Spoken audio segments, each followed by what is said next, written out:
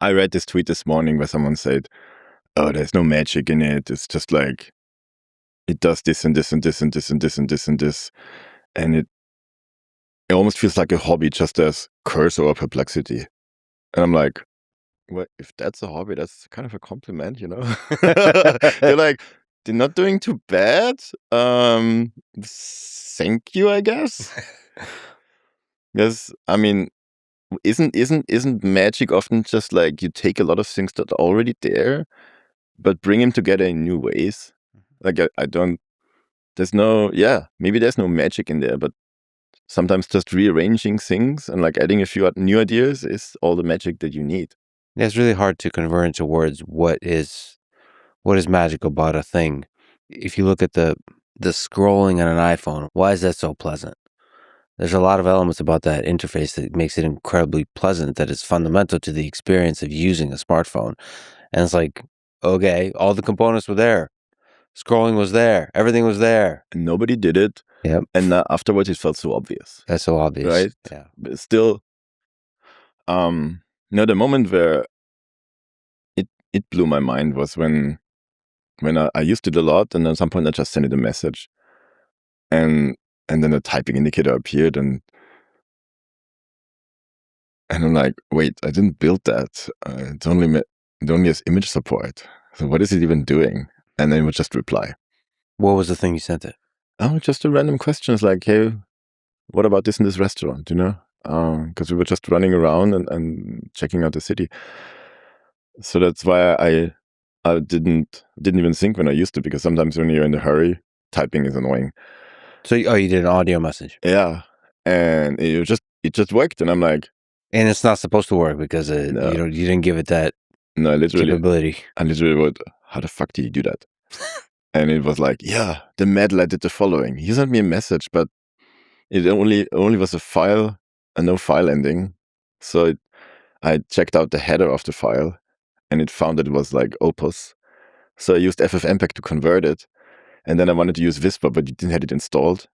But then I found your OpenAI key and just used curl to send the file to OpenAI to translate. And here I am. And I just looked at the message and I'm like, oh, wow. You didn't teach it any of those things, and the agent just figured it out. That has to do all those conversions, the translation. It figured out the API. It figured out which program to use, all those kinds of things. And you were just absentmindedly just sending an audio message. Yeah, and like it came back. So clever even, because he would have gone the Whisper local path. He would have had to download a model. I would have been too slow. So like, there's so much world knowledge in there, so much creative problem solving. A lot of it, I think, mapped from, if you get really good at coding, that means you have to be really good at general purpose program solving. Mhm. So that's a skill, right? And that just maps into other domains. So it had the problem of like, what is this file? There's no file ending. Let's figure it out. And that's where it kind of clicked for me. It was like, I was like very impressed. And somebody sent a pull request for Discord support. And I'm like, this is a WhatsApp relay that doesn't fit at all. At that time, it was called WA Relay. Yeah. And so I debated with me, like, do I want that? Do I not want that?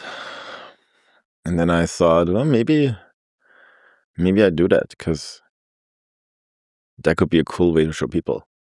Because so far I did it in WhatsApp as like groups, you know, but don't really want to give my phone number to every internet stranger. Yeah. Journalists manage to do that anyhow now, so that's a different story.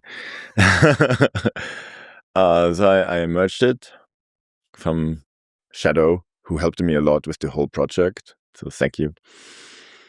And I put my bot in there On Discord. Yeah, no security, because I hadn't built sandboxing in yet. I just prompted it to like only listen to me. And then some people came and tried to hack it, and I just watched, and I just kept working in the open. You know, like I used my agent to build my agent harness and to test like various stuff. And that's very quickly when it clicked for people. So it's almost like it needs to be experienced. And from that time on, that was January the 1st, I got my first real influencer, being a fan, did videos, the kids. Thank you. And from there on, I saw it gaining up speed, and at the same time, my sleep cycle went shorter and shorter because I felt the storm coming, and I just worked my ass off to get it into a state where it's kind of good.